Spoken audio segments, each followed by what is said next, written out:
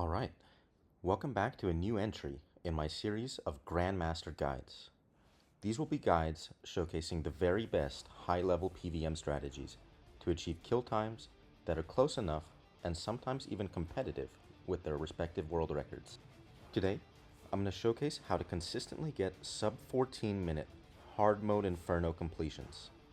At 4 kills an hour, you can expect to make over 150 million GP per hour here. Starting off with my preset, I'm wearing my best necromancy gear and my perks are shown on screen. I will primarily be using a toggle Zo ring and a scripture of Full during the waves leading up to Zuk. My inventory is fairly standard, but I am prioritizing food that does not penalize me with adrenaline loss or stat drain, this being Super Guthix Brews and Blue Blubber Jellyfish. But I am still bringing one solid panic food in the form of a Juju Gumbo for peace of mind. If you watched my previous video detailing this food, you'll know that I can also use it strategically to drastically increase my odds at a pocket slot activation. I have a Super Restore, which will counteract Zuk's hit point draining mechanic and act as extra prayer restore should my penance powder not provide enough. I bring a Vitality Potion, which can be used to double my life points and tank one of Zuk's big typeless blast attacks during the final pillar phase. Lastly, I bring Cinderbane gloves, a Reaver's ring, and a Zorgoth's ring to use at various points in the fight. Neither Cinderbanes nor the Toggle Zo effects work on Zuk, so I choose to use my Necromancy gloves and one of the 2 rings on him depending on what I'm looking for. If I'm lacking some souls and think that it's strategic not to use Soul Sap, I'll wear the Zorgoth's ring. I also try my best to wear Zorgoth's ring and my Raziel gloves anytime that I'm conjuring or reconjuring my undead army, as their damage and duration are determined on their first summon rather than what you're wearing at the time that they're alive. Let's get into the strategies for the waves now. At the end of this video, I'll also have a little cheat sheet for you to be able to glance at and quickly remember these ideas. Before starting the encounter, make sure to activate Quarm and Lantidime incense sticks, as well as powders of penance and protection. Standing in front of Zuk, use Darkness and invoke Death. Quickly enter the instance and summon your conjures plus life transfer.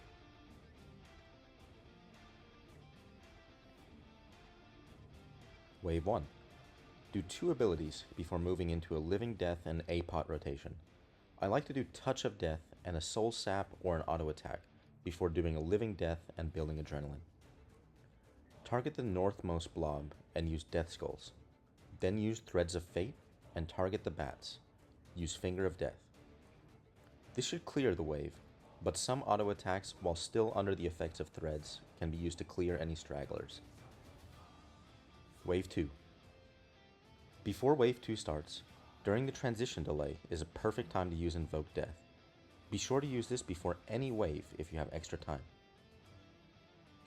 Position yourself in the northeast to target cycle and quickly deal with the ranger with Finger of Death. Invoke Death again, surge over to the other ranger, and kill him while building necrosis stacks. Now you want to focus on killing a few blobs and use Death Skulls before your Living Death runs out. Afterwards, try and build some more adrenaline on these blobs, aiming to be 60% or higher.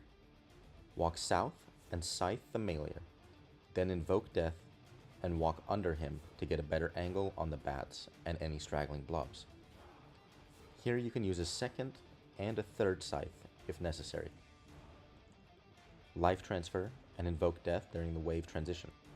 I also like to place my first Prism of Restoration here to keep my Blood Reaver active. Wave 3. Start by killing the southeastern Malier and then the bat. Lure everything up through the middle near this eastern rock, doing your best not to get the other southern Malier stuck, as you will lose line of sight for your upcoming Threads of Fate. Optionally, you can build Adrenaline on the ranger while waiting for the lure to finish. Invoke Death, Threads of Fate, and Volley of Souls to kill all 4 of these Maliers. Then surge over and tier 90 weapon spec to kill the last 2 monsters on the east. During the phase transition, target Zuk, and use Soul Sap once. This is key for the next wave.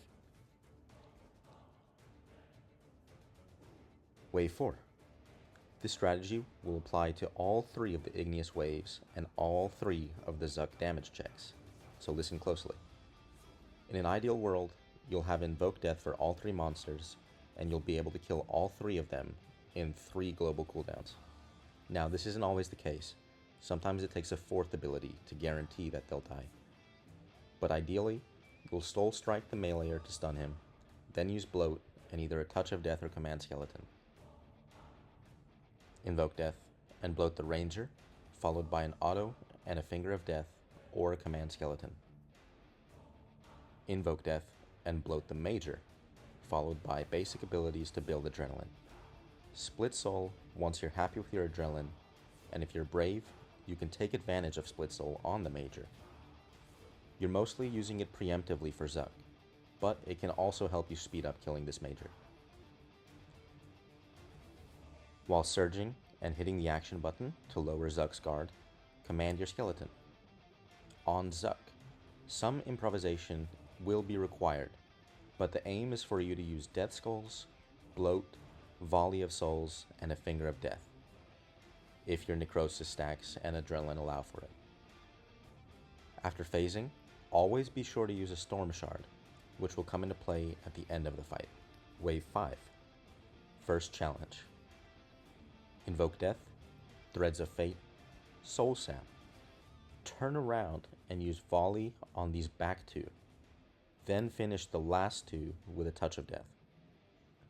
The monsters behind that you used Volley on were not affected by Invoke Death, so guaranteeing that you killed them with a big hitting volley is crucial, as the last 2 can be killed with a lower hitting ability, thanks to the Death Mark. Wave 6. Summon new Condors. You have 2 abilities before the first Jad spawns, and unless I'm hurting for adrenaline, I usually like to make that second ability an Invoke Death. So do 1 ability on this Western Ranger, then Bladed Dive into this Geyser spot near the Jad. When possible, Living Death and Apot, and make use of Skulls and Necrosis to quickly clear the Jad and the nearby bats. Once they are dead, you can start lowering the HP of the meleeers while moving near the newly formed cluster of Rangers. Be sure to vuln them, and keep using Skulls and Necrosis abilities as your cooldowns allow. Use your judgment on if using a double Scythe will be beneficial in finishing off this wave quickly. Sometimes Necrosis is all you need, but having the Scythe is another great tool to use. Wave 7. Quickly kill the bats on the sides of the arena before prioritizing the meleeer and getting in position for the lure. The lure for Wave 7 and 8 both will involve you standing on this geyser by the gate. If the geyser is active, standing on any of the adjacent tiles should work just as well. From here, I like to Vulnerability and Command Skeleton on the bigger Southwest Ranger while waiting for the clump to form. Then, I'll Invoke Death, Threads of Fate, Soul Sap, Volley of Souls the clump, and turn around to Tier 90 spec the 2 Rangers. This is another time that I usually will remember to place a Prism of Restoration. Wave 8. With a similar approach to Wave 7, Deathmark and Bloat the 2 majors on the sides of the arenas before prioritizing the meleeer. You'll have a little bit of extra time here waiting for Threads of Fate cooldown, so it's a good opportunity to summon some new Conjures. Lower or kill the 2 Southwestern Rangers and possibly use Devotion if you're playing a little bit more defensively. When Threads is back from cooldown, use Threads of Fate, Volley of Souls, Finger of Death, and Weapon Spec. It can be tricky to get the best line of sight on all these monsters in this wave, but in my experience, there's rarely ever more than 2 stragglers who will be at low HP, which can quickly be finished with basics. Wave 9. Same approach as the previous Igneous wave and Zuk damage check. Although, arguably, you may want to consider omitting the volley this time and building to 5 soul stacks instead. I'll tend to make this decision based on my necrosis stacks and whether or not my Death Skulls crit on Zuk. Wave 10, second challenge. Invoke Death and 5-stack Volley will kill this guy outright, maybe 70% of the time. It can be helpful to use Ingenuity of Humans to bump your damage potential from 80% to 100%, but I often forget this. Alternatively, you can use Finger of Death and both weapon specials as you see fit. Wave 11 is Double Jads. You can do one ability on the major that spawns right next to you before killing the bats as fast as you can, while also building to 100%. Come stand in the nook of this L rock with the geyser and use Living Death on the Jad. I like to bounce skulls firstly on the nearby majors, as they can often get stuck behind these rocks, giving you unoptimal line of sight in the later portion of this wave. When the first Jad is dealt with, Bladed Dive out to the center in such a way that the meleeer will come to join the fun, and continue clearing the wave with Death Skulls and Necrosis abilities. Wave 12. This can be a good time to summon new Condors or make sure that you extend your existing ones. Stand in the southwest, just in line with the tip of this rock to lure everything from the east side without getting stuck. Kill the nearby major, then invoke Death and kill the ranger with Bloat. Bloat the southern bat, as he will get stuck and be hard to deal with later. Come back just a little bit north and lower this westernmost large dog and the little major, waiting for the northeasternmost little major to come join the clump in the middle. When he does, invoke Death, Threads of Fate, Soul Sap, Volley of Souls, and Weapon Spec or Finger any stragglers. Wave 13. I like to start north and kill this ranger quickly with a Bloat before moving to the same spot as before and killing the mage dog who is there. To stand in the spot that I like, you often have to right click where his left paw is. Kill this mage dog, then kill the southern ranger. Before doing a similar strategy to the previous wave and lowering the HP of the dog and his two little mage pals who are slightly north. Since we're waiting for our Threads of Fate cooldown, similar to what we did in Wave 8, this can be a good time to summon new Condors, or use Devotion if you're playing safely. When ready, invoke Death, Threads of Fate, Volley of Souls, and Finger any stragglers. Note, it can be beneficial to surge out to the middle to give yourself a better line of sight. Wave 14. Same approach as the previous Igneous waves and Zuk damage check. Before phasing Zuk, it's a good time to summon new Condors and extend them. Going into Wave 15, you can optionally also Living Death and Apot, but make sure that you do this early enough that it'll come back off cooldown for Zuk. Wave 15. Disruption Shield the first big hit, Devotion, and pray accordingly for the next two hits. Resonance the third. All while building Adrenaline, Necrosis stacks, and Soul stacks. Wave 16. Triple Jads. Invoke Death and Death Skulls the first Jad, then immediately turn around and invoke Death, Vulnerability, and Finger the second Jad. Command your skeleton and finish off these two Jads before moving into the third. Invoke Death, Vulnerability, and improvise using Bloat, your last 4 Necrosis stacks, and possibly a tier 90 weapon special.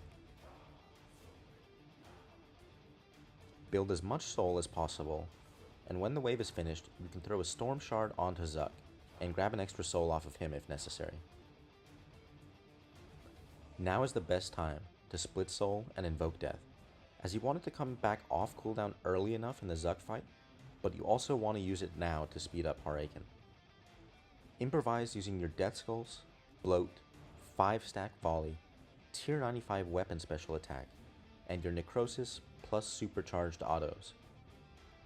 Tier 90 weapon special when it's back off cooldown, Command Skeleton, and Command Zombie can also be used near the end of your Condor's lifespan when Harakin is low HP. When Harakin is starting to get to low HP, it's a good time to start building souls.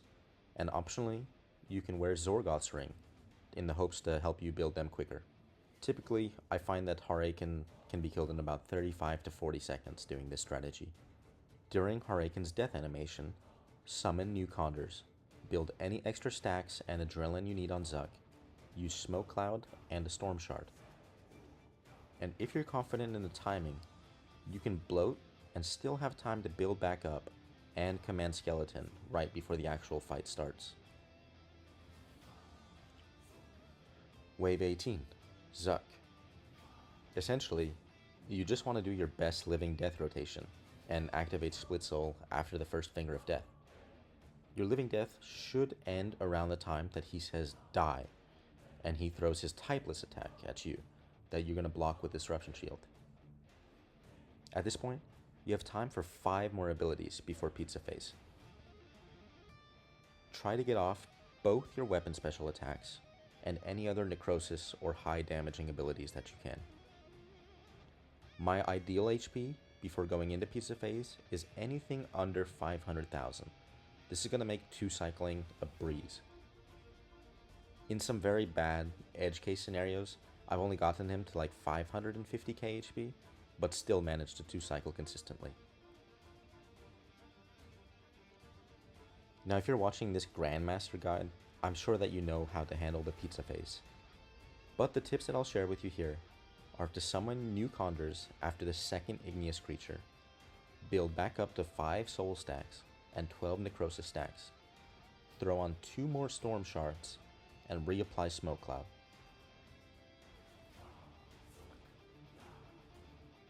I like to Natural Instinct on the 3rd Igneous creature, usually 3 or 4 abilities after he spawns. To take full advantage of this natty, I like to bloat and Death Skull Zuk while he's still immune, and then build back up to around 85% adrenaline before hitting the action button. My next ability will be a Divert, which will put me at 100%, then I Living Death before he can first hit me. His first hit is going to give me a lot of adrenaline, so I can go right into a Death Skulls. Then from here, the approach is very similar to the first cycle, where you're just trying to do your very best living death rotation, and at some point you work into Shatter. Shatter is going to be a guaranteed 30k hit, which is going to be great for phasing him quicker.